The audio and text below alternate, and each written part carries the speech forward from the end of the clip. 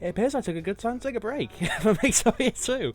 Hey guys, Black Hills here with apparently the updated Victoria 2. It's now 3.04 beta patch. Now, I haven't had time to check this out yet. Technically I'm on vacation. My family's having like Christmas together. And I'm off till the, the 1st. So, don't expect me to get into this anytime soon. However, they updated Victoria 2, which, I'm kind of amused by.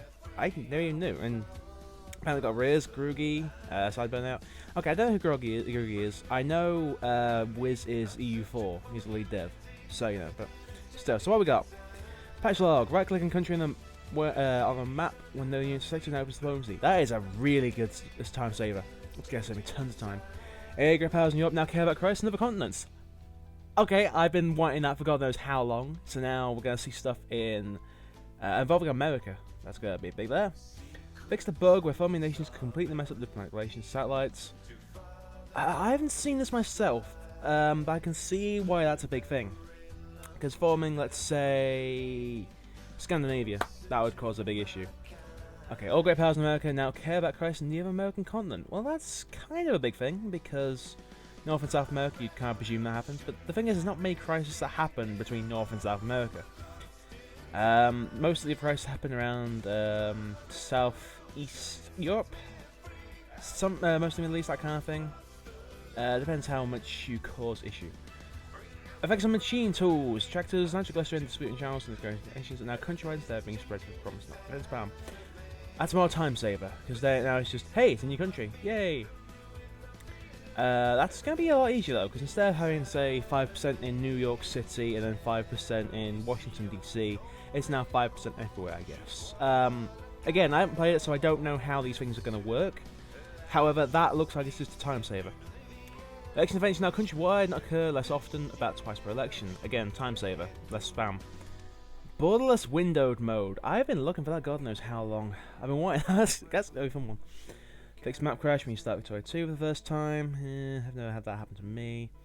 Will now show proper unit information if you hover over the unit icon. I presume that's things like this, the composition, because the way they show it now, before the patch, it was something like Cav infantry cannon, or other rather. So I'm presuming this is going to say, okay, it's got this much Cav, this much infantry, this much other, which is going to help you out a lot. Fix units getting stuck if you embark them on ships. I have never had this happen for me. What? Okay. Increase the cooldown between crisis to 5 years. That's a big one, actually. Now, I don't know what the cooldown was before. I'm presuming it was less than that, but so this is going to make it so you don't get tons and tons of crisis happening at once. If a war happens, you've got 5 years to clear it up, and then the next one comes along, which is going to be helpful. AI no longer believes the Age of Sail ended in 1936. I have never encountered this. I read this and laughed, and I didn't actually know what it was about. I presume the AI kept building ships of the Sail, Clippers, in 1936? Yeah, I don't know. AI no longer delete closed factories at war. I've never seen this happen myself, but I presume what's happened is that when they've been, because I did it in my Prussian campaign, where I sat on top of Austria until his factory shut down. And I presume the AI then goes, okay, it's closed, not making money. Destroy. Yeah, I presume it's happened. It's now possible for non-host players in multiplayer to see how the AI responds to diplomatic offers. I've never played multiplayer. I really want to, but I've never played multiplayer. So I don't know how this is. Damn it, Skype. Ignore that. Okay. Where were we? Okay.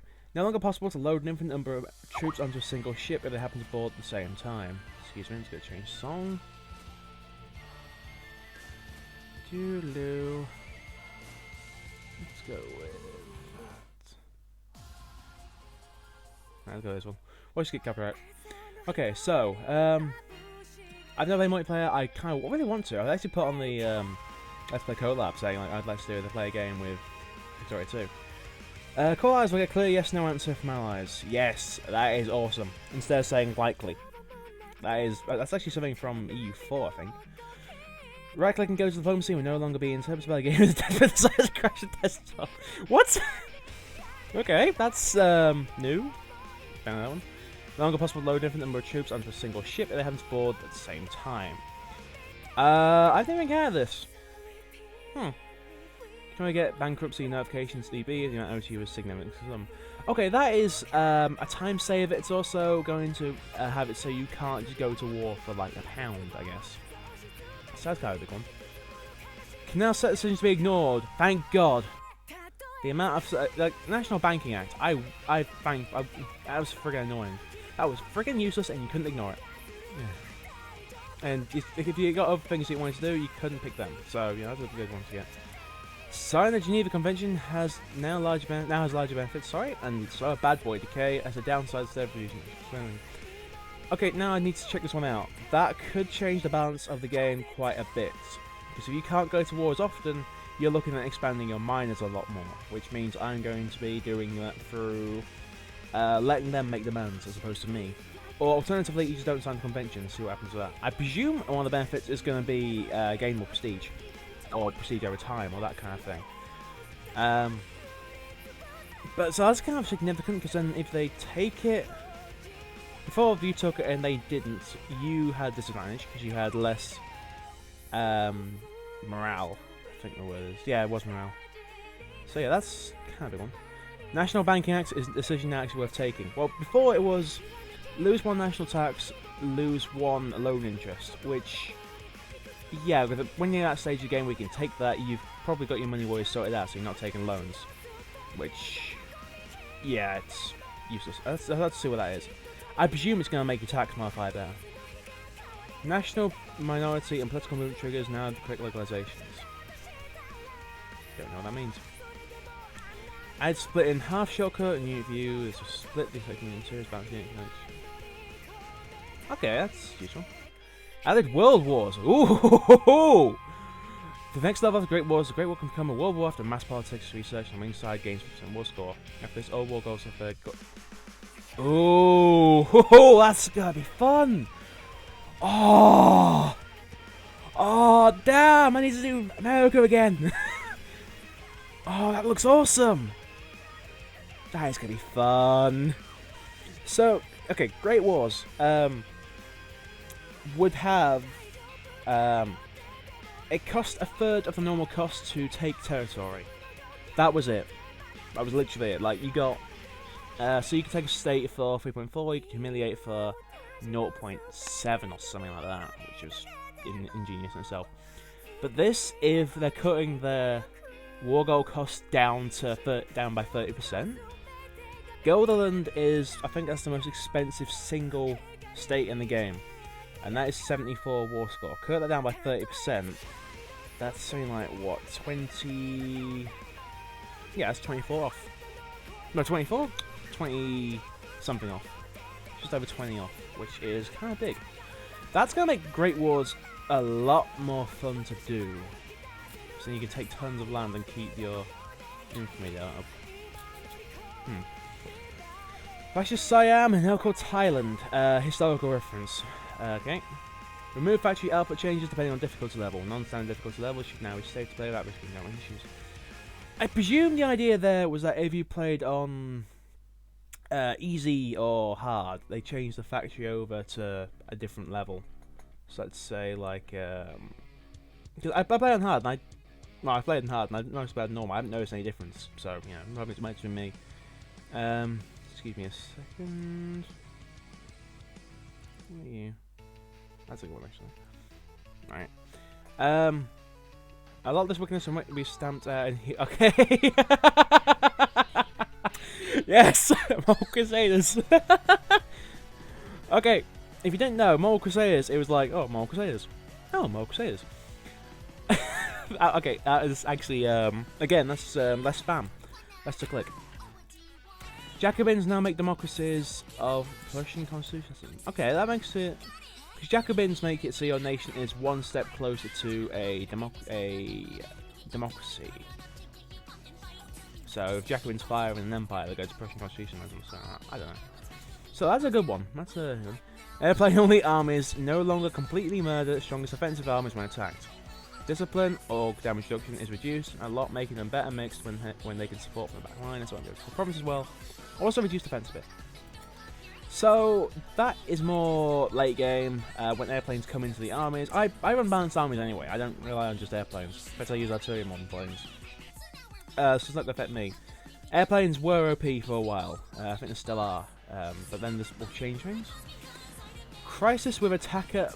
What the hell? With attacker backer and no defender backer, now resolve automatically in favour of the attacker rather than fizzing. That's going to be big. Because if the Almonds don't have a backer, they're going to lose a lot more land to Greece.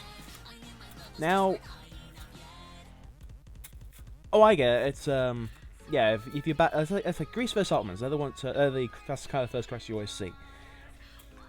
Instead of going, okay, we'll back Greece, no one backs the Ottomans, fizz, it's going to be, oh, I back Greece, no one backs the Ottomans, Greece gains land.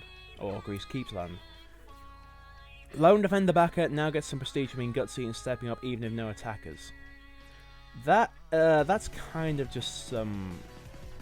what's the word I'm looking for? Incentive. That's an incentive to get you to be a defender more. Kind of good. It's going to provoke more wars, that's for sure. And historical military leaders the main nations. Probably going to see Bismarck. That would be awesome to see. The polar bear purchase without certain all pops in Poland, Greenland and Gen Mayan into polar bears. And add some jaw-dropping polar bear artwork. Of course, we had to a lot of time for Christmas. We made sure the parts are something properly. I love this. 100% polar bear. With more business. Yes! Oh, it's going to be so much fun. So, I've actually got the options into this. As you can see, beta 3.04. I haven't tried it. I have updated it now, today. It's the 27th. This is a big thing. Come on, let's just get this. Just make sure there's nothing I've missed. And yes, it's after Steam went wrong. So, Steam is apparently fixed now. Apparently. Don't quote me on that. But there's something unofficial done during a spare time, possibly in the alcohol. So, if something breaks, then bring it back to Christmas. It's not from what's in now. It's all fun. And yes, you're saying, don't leave us last. Do they have any DLC? Well, actually, no, they brought in the, oh, that's not new. Okay, never mind. Oops. Okay, well that's, that. Feudalism, you're kind of... Yeah, it's kind of awesome. Yeah, it's kind of awesome to see that they made all this. Yeah, this is still in spare time, so I'm just running through something. Make it kind of available. Oh dear. Oh, I know what I'm doing as a Supreme Commander then. So, bear this in mind, guys. I might be going back to do another USA campaign to try this stuff out. Or I might do another Prussia.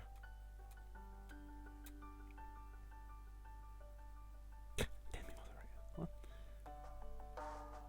So much fun. I can't,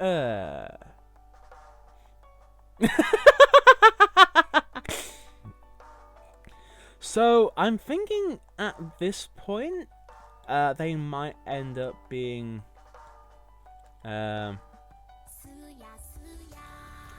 people are saying all the time about Victoria 3.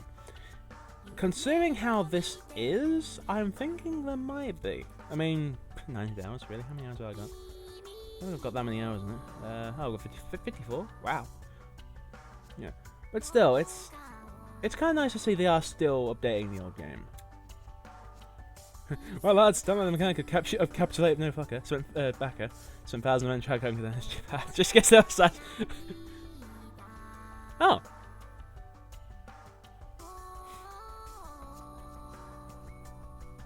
That's a big one, actually. Yeah, we can only hope. So yeah, that's the update. I actually just had to look this up quickly because I heard about it. Okay,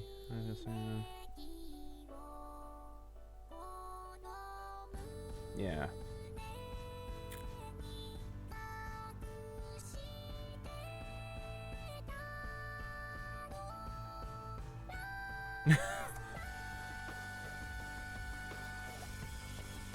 Alright, this is a good sign.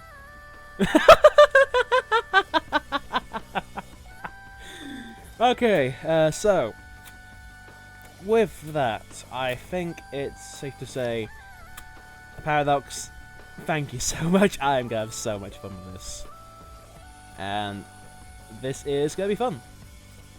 So, yeah, let's go on with that then, shall we? I've been the Black Chaos, you've been you. Join me again next time for, well, after Christmas.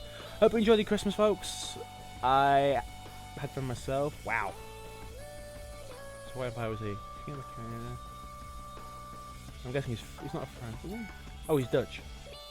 See?